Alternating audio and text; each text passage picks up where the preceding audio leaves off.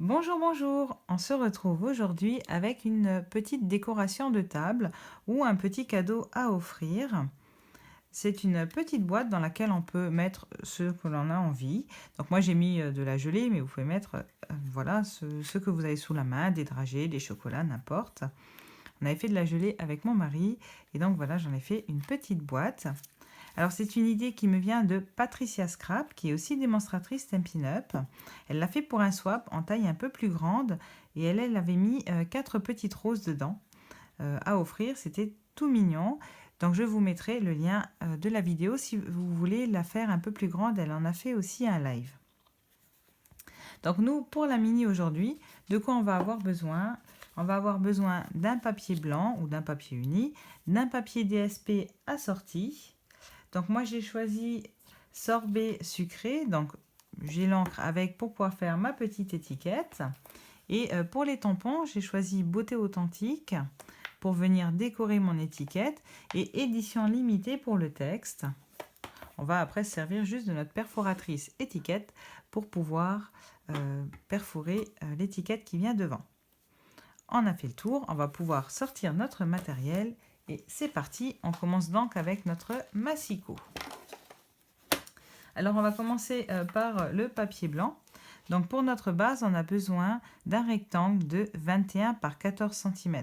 Ce qui fait qu'on peut faire deux boîtes dans une feuille A4. Alors on va commencer par faire des plis. On va faire des plis à la verticale. Donc on va garder notre feuille dans le sens là. On va faire un pli à 4 et un pli à 10 cm sur toute la hauteur et une marque à 7 cm. Donc je vous mets ça là. Ça, hop, ici. Et c'est parti. Donc je me place à 4 cm. Voilà. Donc on n'oublie pas, le foncé c'est pour couper, on n'en a pas besoin tout de suite. On va utiliser uniquement le clair. Donc 4 cm. Je me décale à 7. Je fais une petite marque hop, en bas et en haut. Et puis à, à 10 cm. Hop, je fais un pli sur toute la hauteur. Donc ça, c'était la partie verticale. Je tourne ma feuille à l'horizontale. Là, je vais faire un pli à 8 et à 13 cm et une marque à 7 et 14 cm. Donc je commence par faire ma marque à 7 cm en haut et en bas.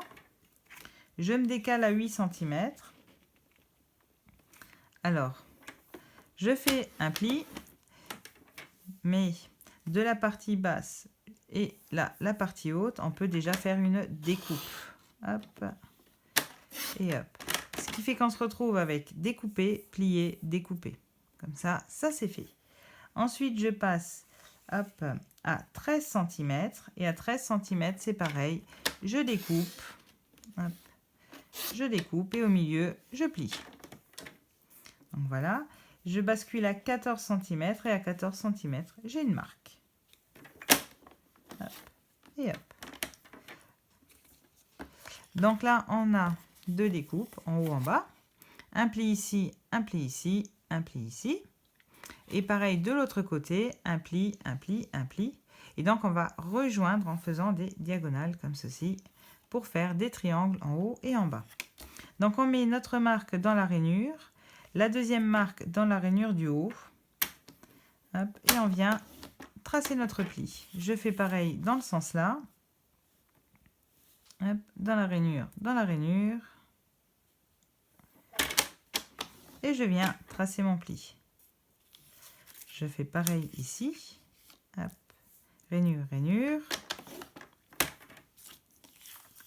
Et le dernier. Hop. Voilà, maintenant on a fait toutes nos plis sur notre base. Elle est prête. On va en prendre notre papier DSP. Alors, pour le papier DSP, j'ai choisi le côté des petits pois. Vous savez, on a toujours deux côtés. J'ai pris les petits pois.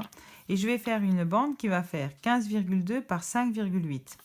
15,2 parce que chez Stampin' Up, c'est la taille des papiers qu'on appelle les papiers 15-15. En réalité, ils font 15,2. Donc, pas la peine de recouper, on va tout garder. Donc, je fais une bande de 5,8. Voilà. Et cette bande, je vais la couper en deux au milieu. Donc, je vais faire une découpe à 7,6. Hop là. Et je me retrouve donc avec deux rectangles de taille identique. Je reprends ma base et je vais pouvoir marquer tous mes petits plis. Alors, c'est parti. Ici, si les triangles se chevauchent un petit peu ou s'il y a un petit peu de vide, c'est pas grave. C'est dû au papier. En haut, on mettra un triangle, ça ne se verra plus. Et en bas, c'est dans la boîte. Hop là. Voilà. Après, je viens plier ici. Et ici. Puis, je fais mes plis horizontaux.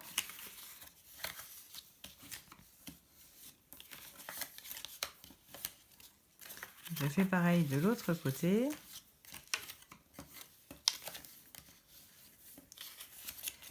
Et je viens rajouter un pli supplémentaire que je n'ai pas fait à l'avance. C'est le pli qui vient ici à plat. Voilà, hop. Ça me permet de jouer avec les anses du papier.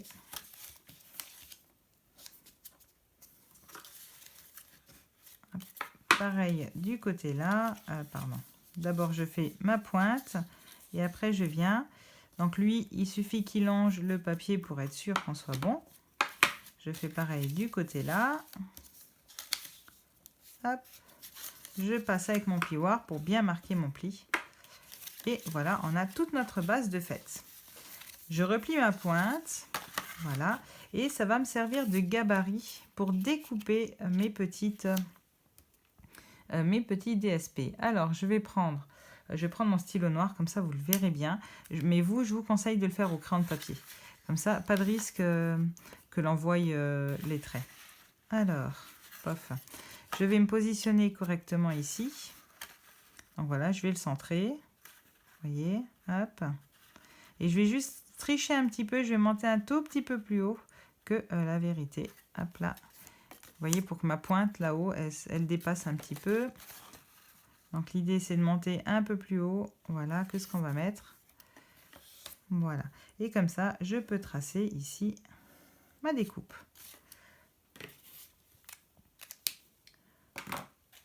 On sort les ciseaux. Et c'est parti. Je découpe les deux en même temps. Le papier DSP, c'est un papier qui est assez fin.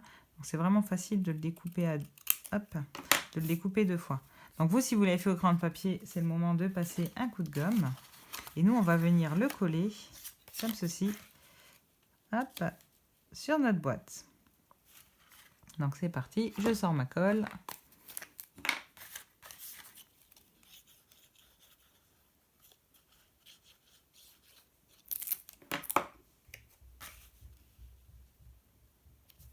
Voilà, hop là. Je fais pareil de l'autre côté.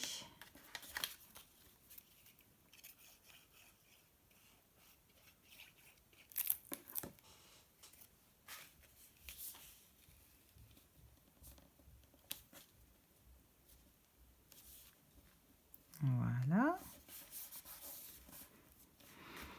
Ensuite, je récupère mes petites pointes. Alors, mes petites pointes, elles vont me servir à venir coller ici.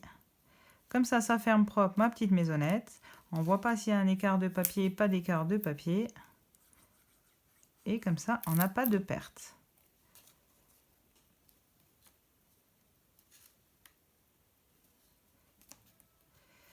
Et comme on va venir perforer à ce niveau-là, ça rajoute en plus une épaisseur de papier.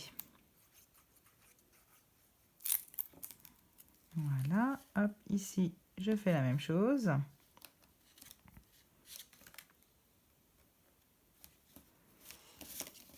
Hop, je vais juste vérifier, voilà.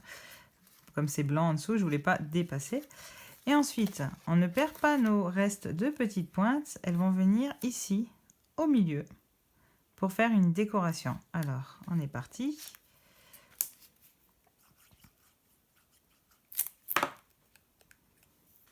Alors là, pour le coup, c'est vraiment une décoration en trompe-l'œil. Ça permet d'utiliser tout le papier, pas de chute, et surtout de ne pas avoir besoin de redécouper dans un autre morceau de papier pour pouvoir venir faire cette pointe.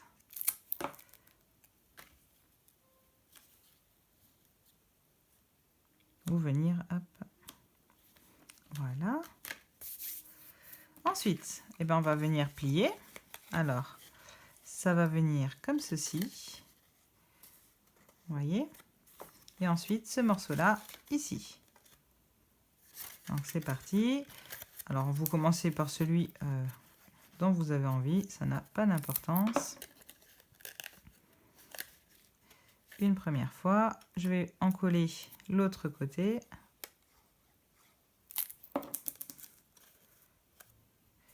Voilà, notre bord de boîte, une fois. Je vais faire pareil sur l'autre côté de la boîte.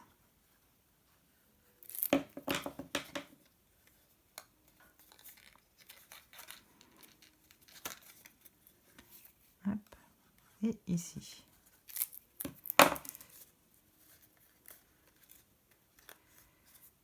Voilà. Ensuite, à l'intérieur, si vraiment vous voyez que ça baille de trop le papier, il n'y a rien qui vous empêche de remettre un petit point de colle. Mais moi, je ne l'ai fait que quand ça baillait de trop et qu'une fois collé. Comme ça, j'avais mon papier qui s'était mis là où il voulait. Voilà. Et est-ce que là, on a besoin? On peut le faire aussi. Allez, hop, on va mettre un petit point de colle. Surtout si vous utilisez de la colle liquide, ça pose pas du tout de problème de le faire après. Voilà. Donc là, on a déjà toute notre base qui est construite. On n'a plus qu'à faire notre petite étiquette. Alors, j'ai pris donc, ma petite perforatrice étiquette sur une chute de papier blanc. Juste prendre un brouillon parce qu'on va dépasser. Hop.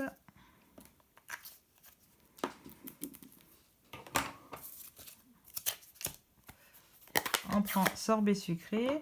Et donc, plutôt qu'une fleur, on va prendre un petit peu de feuillage. Je n'ai pas fait encore avec du feuillage. Alors, c'est parti. Je récupère. Et là, je vais venir le faire en deuxième impression. Peut-être même troisième. On va voir ce que ça donne. Deuxième, ce sera pas mal ici. Hop. Voilà, comme ça habille tout le bord de mon étiquette. Je vais peut-être remettre un peu par là. Voilà. Donc, on a notre petite étiquette. Et donc, je vais utiliser là, j'enlève mon papier, Créer avec amour. Je vais laisser Stampin' Up parce que moi, je suis démonstratrice, mais on n'est pas obligé. Ça dépend comment on encre. Si vous n'encrez pas le bas de votre tampon, il n'y a pas le Stampin' Up. Et là, je le fais en première impression, évidemment, pour qu'on le voie bien dessus. Voilà. Deux petites mousses 3D et le tour est joué.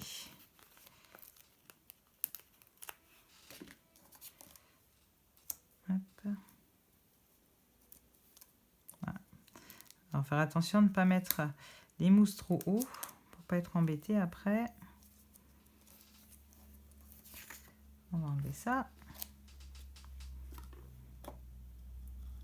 Voilà, comme ça nous habille notre petite boîte. À l'arrière, j'ai fait une petite étiquette pour la gelée de coin. Donc c'est pareil, je vais lui remettre deux petites mousses 3D. Après, vous pouvez remettre une décoration ou n'importe, une petite fleur, comme vous avez envie. Ou alors votre signature, d'ailleurs, vous pouvez mettre votre nom. Moi, comme ça, je précise ce qu'il y a dedans. On a besoin ensuite, alors moi j'utilise une petite pince pour faire des trous. Je vais venir là en haut, hop, perforer ma boîte. Une fois. Deux fois, voilà. Je vais mettre ma petite gelée à l'intérieur. Regardez ça. Trop chouette. Et ensuite, je vais utiliser tout simplement un pic à brochette.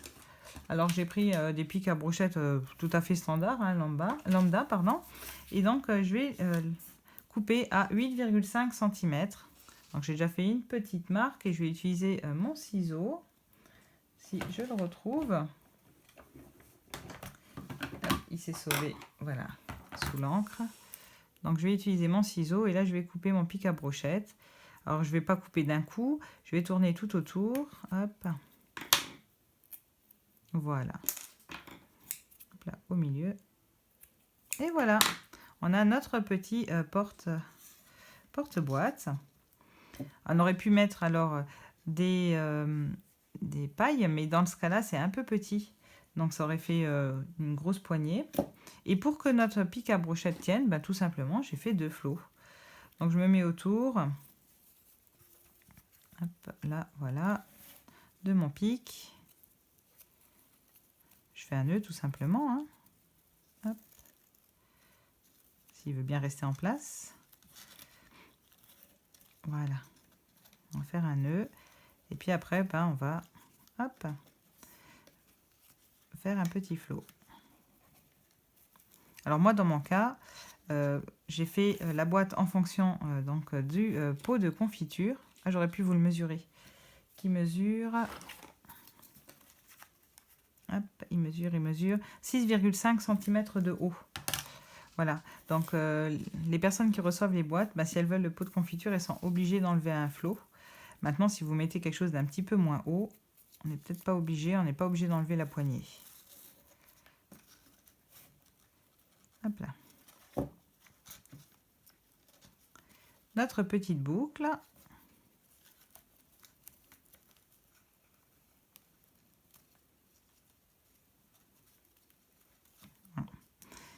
Ça n'a pas marché du premier coup, voilà.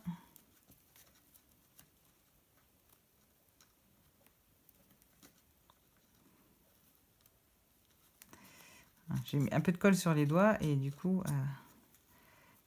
voilà, je perds un petit peu de temps. Mais normalement, si on a les doigts qui ne collent pas, ça marche très bien.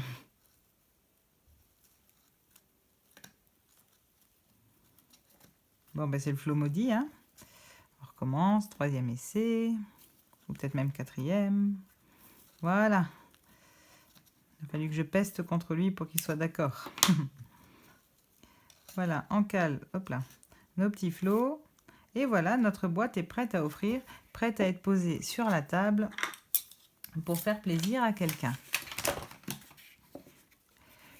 Je vous remercie d'avoir suivi la vidéo. N'hésitez pas à poster si vous faites le projet, à partager si vous voulez faire découvrir aux copines. Je vous mets le lien pour la boîte de Patricia. Et moi, je vous posterai demain les gabarits sur papier comme d'habitude. Bonne journée à vous et à bientôt!